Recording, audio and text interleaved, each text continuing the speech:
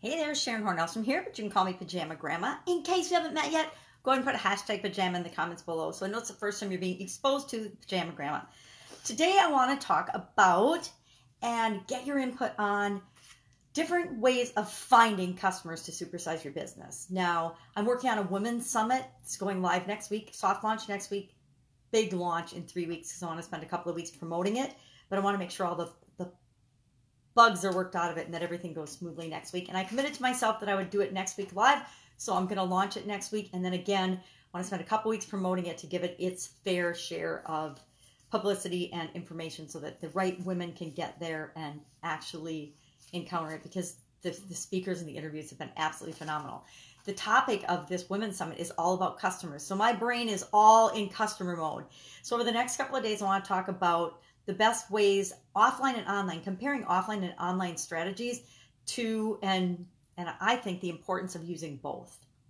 Depends on your business, but I really think that you don't want to go one or the other, and I'll share some of the reasons why in a minute. But how you find those customers, how you get those customers and attract them, how you make sure they have an awesome experience, how you continue to serve them in ways that delight them and want them to stay with you forever. So we're going to talk about those and break it down over the next few days. So first off, offline ways of finding customers versus online ways of finding customers. And I, of course, in true Sharon fashion, made myself a little note card to remind myself, but I need to take a drink of coffee and grab my magnifying glass, because I can write stuff down, but I can't see it. So I need to use whatever tools are necessary. That's a lesson in and of itself. Do what you got to do to create the results that you want. Me, I got to use a magnifying glass. So offline, let's think of some of the ways that traditionally offline in the real world we find customers. Well, do you remember the days of the yellow pages? The yellow pages have been replaced online with directories. There are directories online for absolutely anything and everything you can possibly imagine. Google online, or one of the other search engines, Bing or if Yahoo or whoever else is still around, there's actually specific search engines for different industries and different businesses. And they're all out there. The world and information and finding who we want to work with is the least of our worries. It's easy to find millions of people that have similar interests. They're grouped together thanks to the internet. So all of the legwork and research and things that we used to have to do, buying lists and doing things, and you can still buy lists today. You can buy them online, but you can still buy them to get contacts of people with specific interests or specifically different characteristics that you think would make them better clients or customers for your particular product or service.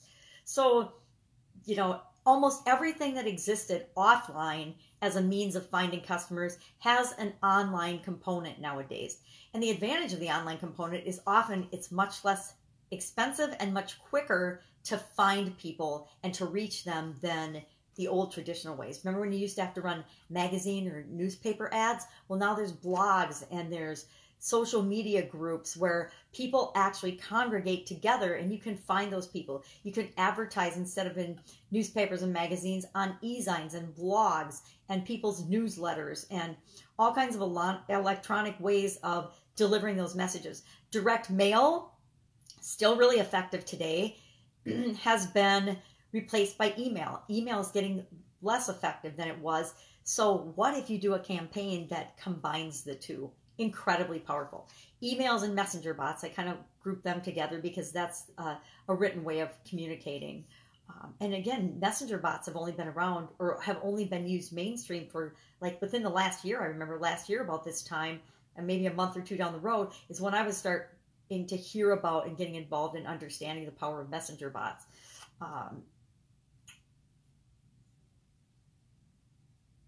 Television is huge, but it's still very, very expensive and out of most people's reach. But anybody can pick up their cell phone or borrow a cell phone or a video camera and make a live video on a lot of different platforms. Facebook Live, Instagram, LinkedIn now offers video, almost every platform. And again, there's specific social media platforms that are more or less important depending on what type of business you're in or what industry you're in. Cold calling still exists today, and I'm not sure, I guess email, and you can actually call and do text and voice messaging on the computer now. So again, both still very effective. High ticket sales, you need to change the touch. You need to change the way that you interact with people. And so you have to almost take things offline and start talking to people on the phone, getting them to call and apply to work with you. Door knocking and flyers and signs and billboards have still exist today. Again, knife salesmen still go around door to door. I can't believe that. And pest control and things like that. People still have huge networks of people that they send out door knocking to actually try to sell their products and services. But banner ads and flyers and advertising on different social media platforms and in people's blogs and things have become a complement or a replacement for a lot of those. And again, it's a lot less expensive to run, well, maybe it's not less expensive to run a banner ad. It depends where you're running it than it is to get a billboard. In my area, the average billboard, and I'm in a really small town, is $6,000 a month. That's a lot of money for most people. Networking events is and were a very effective way to find customers and clients for your particular business, products, and services. Now those are being replaced and supplemented with online webinars, online training programs, membership sites, summits. I'm doing a women's summit right now, and that's replacing me having to go out and attend a bunch of networking events because, you know, there's not very many networking events you can attend in your robe or your pajamas. So I had a great conversation with one of the women I was interviewing for the Women's Summit yesterday about the importance and the power of combining these offline and online strategies to supersize and grow your business. People in the online world believe you can just do online and never have to talk to people. And that's a little bit scary. That's a little bit horrifying because bottom line, business is always about relationships. We do business with people we know, like, and trust. We do business with people like us. We do business with people we want to do business with.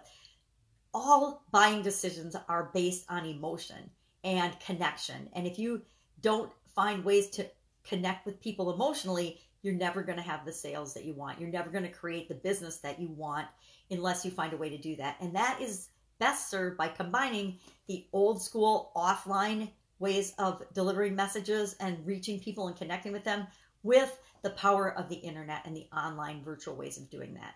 Because it saves you money, it saves you time, it helps you find and filter out the people that you want to have those conversations with. So I would love to have you weigh in. I've really started this out because I wanted to ask, what is your favorite social media platform for connecting with your clients or your customers or your audience? I wanted to ask that question, and then I thought, no, this subject is way bigger than that. And then my other thing about finding customers is Google is your best friend. The search engines are your best friend. The different industry directories, there's no shortage of finding who you can serve and whose problems you can solve with your product or service. Whatever it is, there is a market out there for you. All right, I'll catch you tomorrow.